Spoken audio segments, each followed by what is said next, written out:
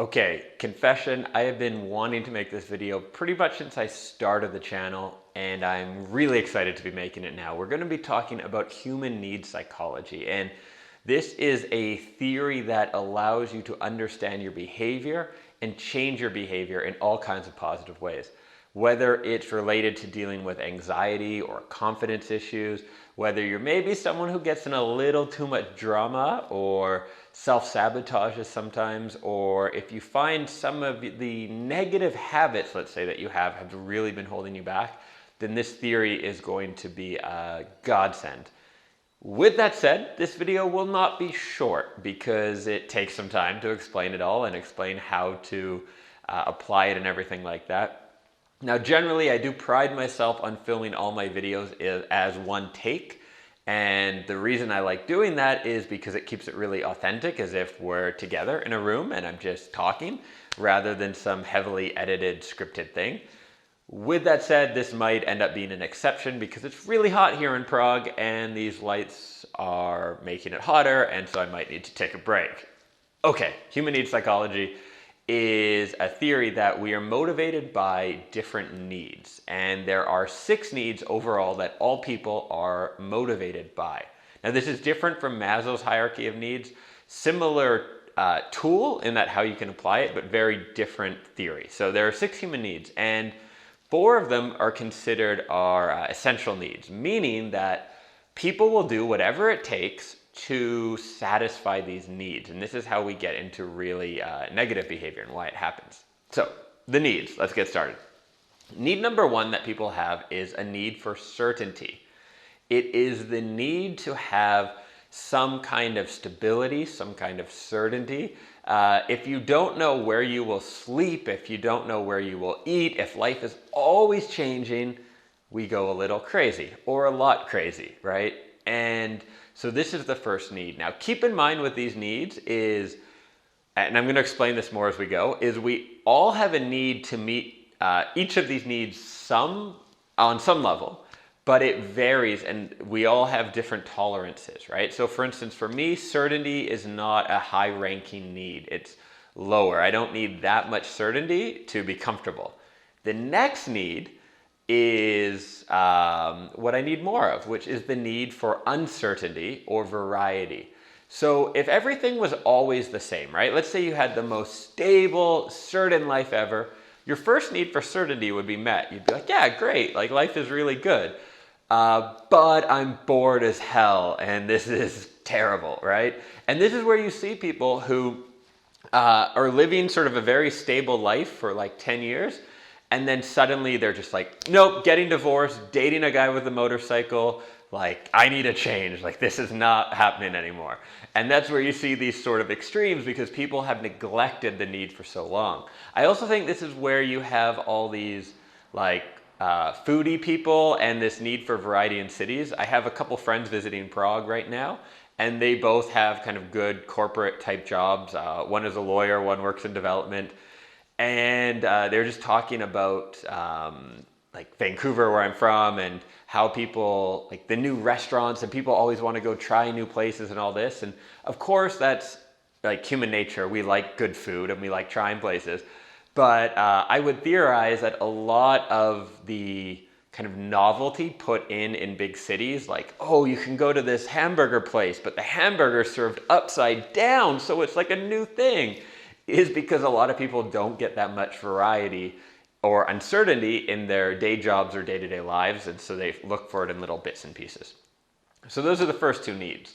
The third need, and as I talk about these, think about your own life, like reflect on it. Is that something like, how do I meet that? Where does that show up in my life for me? So the third need is not uncertainty, I just said that. The third need is significance, or to feel important or unique, right? We all have a need to feel special. As babies, we need attention. As adults, we have Instagram, so we get attention. And this is just one of our needs. And the funny thing with it is, I shouldn't say funny thing, but interesting thing with it is you can really identify the people who are struggling with meeting this need.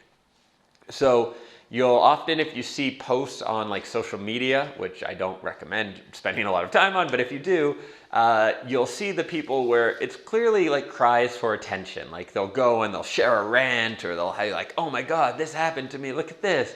And it's a need for attention because they don't have a lot going on in their lives. Usually, minus the Kardashians, people who have a very like high status job, or doing something very creative with their life, or getting that need to feel important somewhere else, are not crying out on social media for attention because they don't have this big need to feel, special or important or whatever it is, because that need is being met elsewhere. It's not that they don't have it, but it's being met. With all these needs, and what I'm going to do, I'm going through the needs, but I'm also gradually teaching about how to use the theory and stuff. That's why I'm doing the back and forth. So with all these needs, no need is better than the other need. And this is something I'll talk about later in the video, is it about how we meet the needs.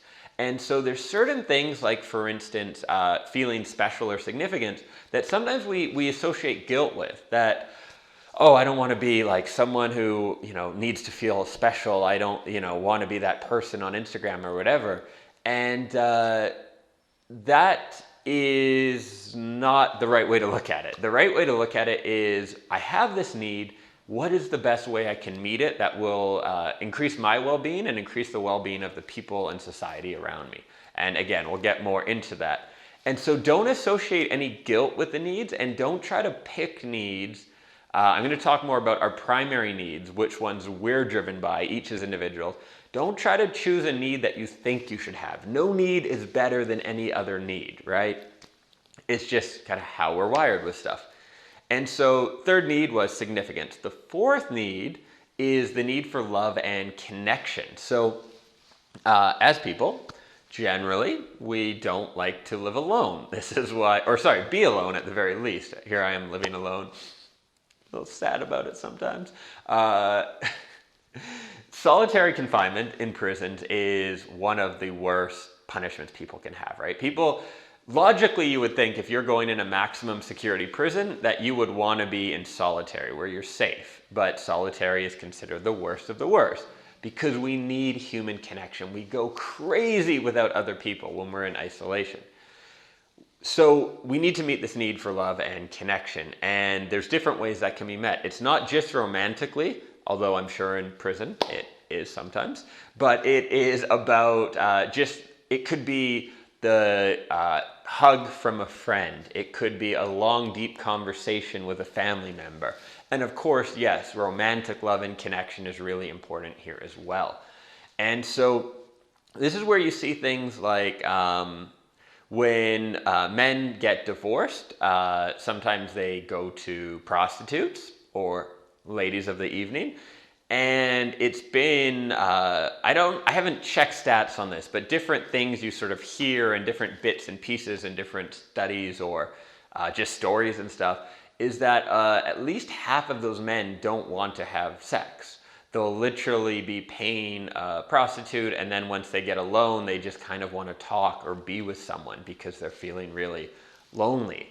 And that's where this need for human connection comes in. It's also why perhaps older people who live alone will often talk a lot. There's probably other reasons there as well, right? But imagine if you used to have like a busy career and you had all these people around you, and now you live on your own, you don't talk to people much, you're not really working, and you go out and you talk to the barista or run into someone at the bus stop. It makes sense when you start getting that connection that you're just going to keep pulling at it and you're not going to want it to stop because you're not getting it in that many other ways. So those are the 4 core needs. I'm going to leave the other 2 to a bit later in the video, but stick with these 4 right now. So we have these 4 needs, right? Certainty or stability, uncertainty or variety, significance or feeling unique or special, and the need for love or connection with other people. Now, the interesting thing with these activities, these needs, is as you think about them, what you think of activities to meet these needs are probably totally different than what someone else thinks about activities to meet these needs, right? And I'll give you an example of it. is violence, right? So violence is a negative activity generally, but it is a huge way to meet your needs. So imagine that you are growing up in a rough neighborhood, you have a tough life, you don't feel good about yourself, you don't feel any uncertainty because your family is really unstable, you don't feel much human connection, maybe there's bad issues with your parents, and you definitely don't feel important, you're poor, you don't have any kind of status. Well, you take out a gun and you rob someone. In that situation, you have some level of certainty because you feel like in control of the situation because you're the one with the gun. Of course, there's a lot of uncertainty there as well because anything could happen. It's a little crazy. There's a feeling of significance like, hey, I'm the guy with the gun, right? Makes sense. And also in a weird way, there's a lot of human connection. If you're faced off with someone where you could be taking their life, that's an extremely strong human connection. And so looking at a behavior like that, you can see why violence can become addictive and why people turn to it, aside from the normal reasons in terms of making money or other obvious needs like that. You can look at other behavior as well. So let's look at smoking as one. Now, smoking, of course, has biological addictive mechanisms and such, and a lot of other reasons why it's addicting. But look at the needs it potentially meets, right? So you have an office job and you're working and you're really stressed and you go outside and you have your smoke. What happens there? You get a lot of certainty because it's a routine. You go to the same place, you take a breath, you light up your cigarette. It's very routine, very certain. One of the best ways to meet the need for certainty is through routine. And so it meets that. On some level, there's a little bit of variety, right? You never know who you're going to meet. It's getting you out of the office. It's a little different. It's not a lot of variety, but it's a little bit of it. Then you have the human connection aspect, right? You're down, and often that's the where smokers connect. I remember I had a friend who smoked in high school, and I didn't like that he smoked, but I liked that it meant when he needed to smoke, we would go outside and there'd be these other smokers, and some might be girls, and then we could kind of talk to them. And a lot of smokers like that. You go out, you're someone else having a smoke, you start talking. So you have the human connection.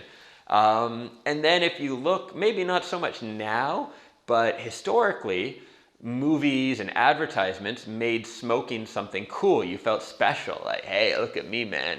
I'm a cowboy, ninja, whatever it was to be cool with smoking. So you have these different needs met. If you think of like a high school student or something, especially someone like a young high school student, is you're even getting more variety because you could get in trouble from the teachers and you're being bad and all that. You're getting human connection. You get to feel like an adult. You get to feel special. So it's no surprise that so many people go down this path in terms of like smoking as well. So the 4 needs that I mentioned already are considered essential needs. You have to meet them. And this is where you see people acting out of desperation, doing sort of crazy things. You can even argue a lot of mental disorders potentially derive from not meeting your needs, right? When people are in, generally if you look at how it works with something like schizophrenia, is you have a genetic component where it runs in your family, but there's trigger points in life. And if you're under high stress at that point in your life, so schizophrenia, I believe it's in your 20s, there's a higher chance of it being triggered because you're not, however it works, I'm not going to try to understand or explain it fully.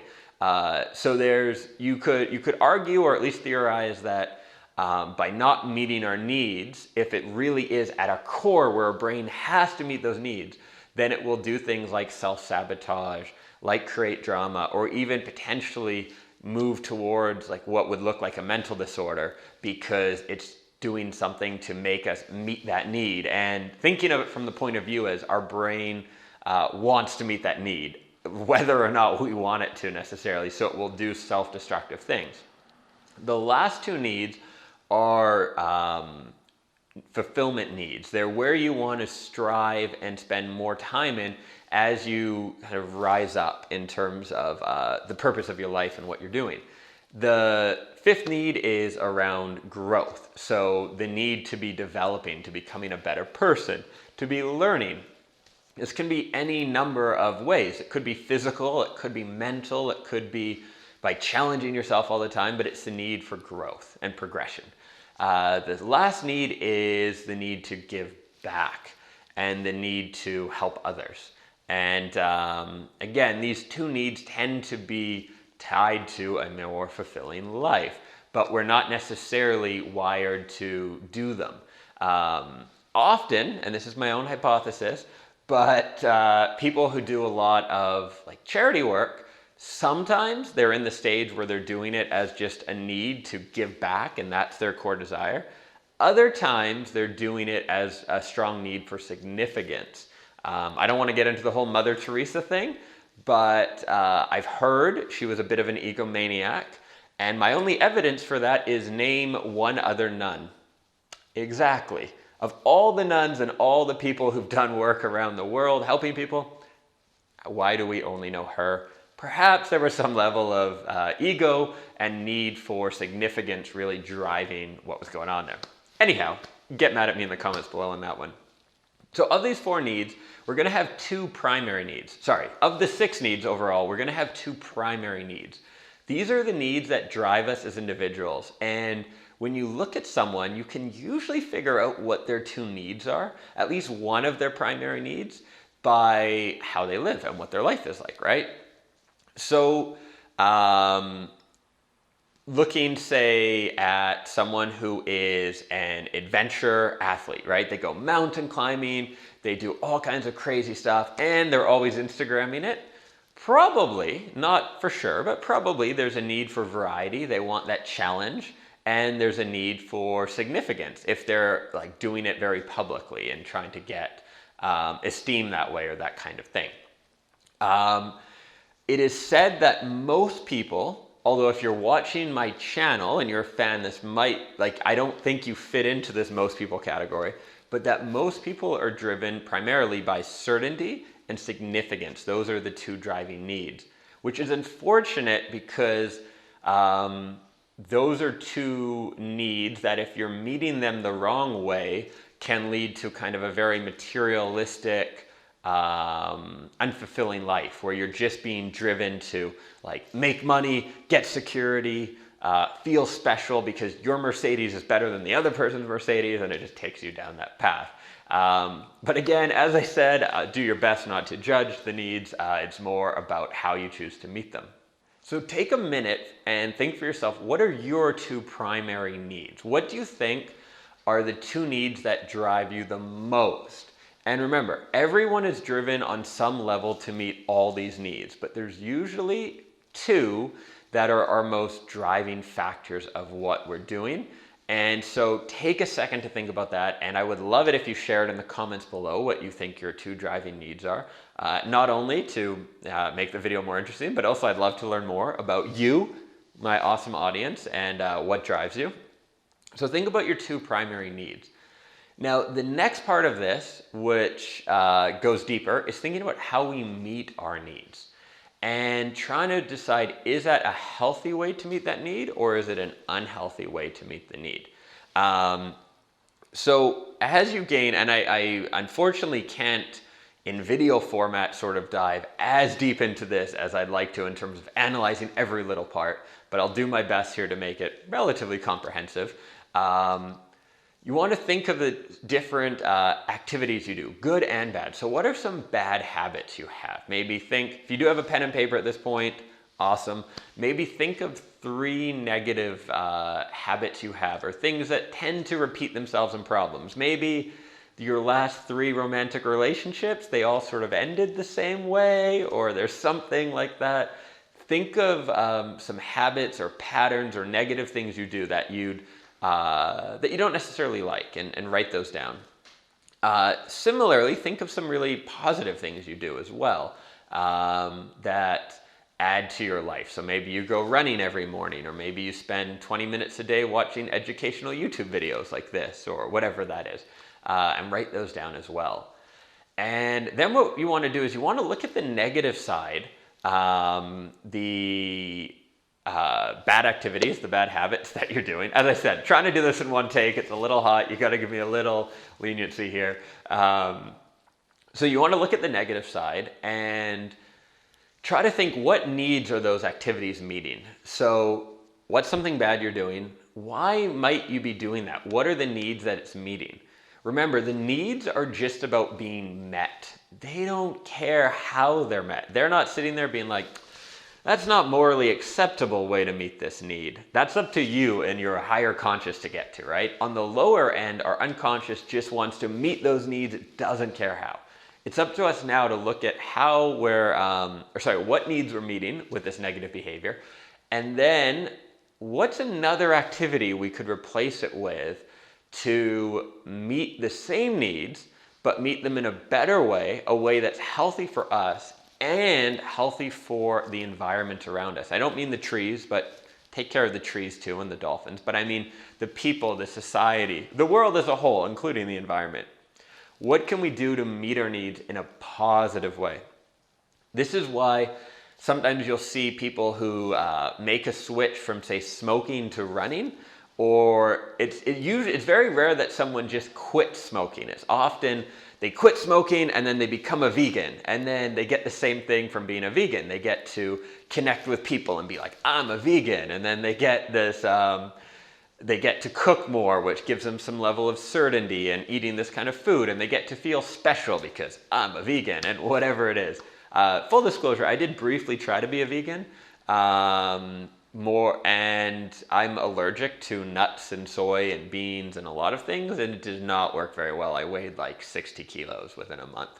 Anyhow, back to the ways to meet your needs. So if you have a negative habit or pattern you're doing, you want to find a way to replace that and think about a positive thing you could do, or maybe it's a couple positive things, right? So you might have one bad habit and you say, okay, there's two things I could do that combined would meet my need more than this, and I can make that shift to it, right? The other thing to be thinking about is just generally building your awareness around what needs you're meeting. So now that I've mentioned the need for significance, it might be a little harder for you to go out with your friends and say, look who's got new shoes, than it would have been before, because you're going to notice so much that why are you doing that? To feel special, right? To feel a certain way. And you're going to start to notice it in your friends as well, right? When you're out with a group of people and someone leaves an unnecessarily large tip, why are they doing that? Could be any need. It could be a need for significance, to feel special, like, hey guys, boom, look at that tip. It could be human connection. Maybe they used to be a waitress as well, and they're like, oh, I remember how hard that was for me. I'm gonna leave a big tip for this person. And it's a human connection element where they say, thank you. It could also be, actually no, it's probably one of those two things. It could be a need for, no, that's about it. So start to pay attention. Why are other people doing the things they do? And start to think about your friends. What is driving them? And gaining that own awareness of yourself. The point of this video and this stuff is I really want you to just start thinking about it. If you want to. If you're watching this long, you probably find it useful. So I'm not giving you orders, but I assume you find it interesting and it could be useful. So start paying attention to the people around you. What's driving them? Think about your family. Think about your partner. What drives them? And what's cool about that is once you know what drives other people and what drives yourself, you have so much more freedom for deciding on what activities to do to meet your needs and how you can be a lot happier with that. Even how you do activities, right? So I'll give you an example for myself is I like to run. Okay, so I managed to keep the one take going, but my camera overheated. So let's continue where we were. So for instance, one example with meeting needs for me is running. So as you might guess, for the guy who's lived in 7 countries, I have a primary need for variety, for change, for something interesting in life, right? And so when I run, one of the things that I tend to do it in a way that really helps me meet my need for uncertainty. So I could never run on a track Treadmills, I'd rather run in the snow or the rain than on a treadmill, because for me, I'll often run in new areas. I think I take a different route almost every day in Prague. I like running on the cobblestones and the uneven ground, and then running by cafes and there's people and all this, and it gives me that variety. The other need it meets is it helps meet my need for significance. As I said, we all have this, right? And so when you're running, at least in your head, you feel good about it, right? Like you're cool. Now, when I'm running, I might look like an idiot. I'm out there, but in my head, as I'm doing it, I'm listening to some, Fast and Furious soundtrack. It's awesome. Or Rocky or something, and I feel like cool. I'm like, yeah, look at all these people. They think I'm awesome. And so it meets these different needs, right?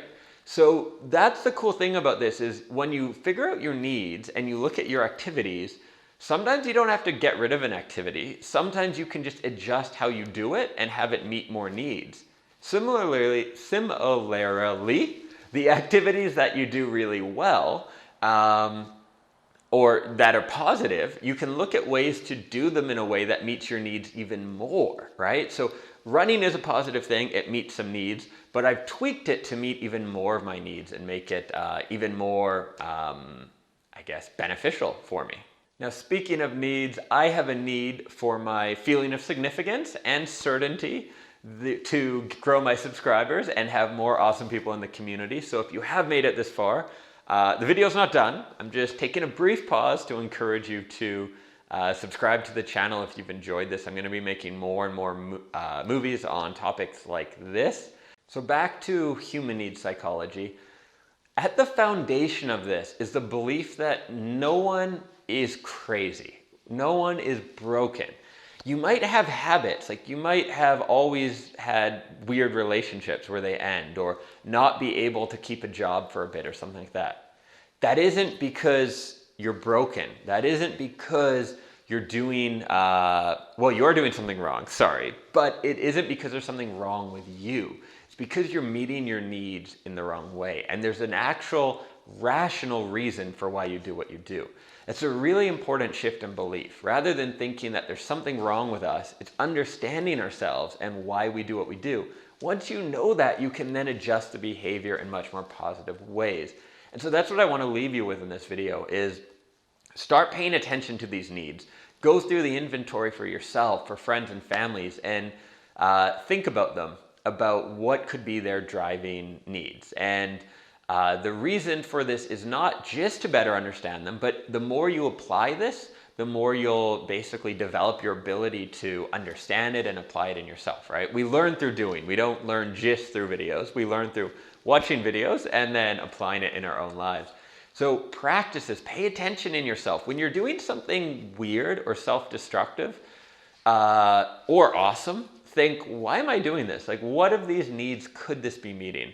And you'll gain a lot of insights into yourself. Super happy I finally made this video. Thank you for sticking with me to the end. I hope you found it useful, inspiring, awesome. I mentioned before, if you have made it this far, I'd love it for you to subscribe to the channel and also comment below. What are your 2 primary needs, do you think? And if you want to get even more personal, what are some behaviors, good and bad, that you think you're doing to meet those needs? Looking forward to your comments. Thanks again for watching, and catch you in the next one.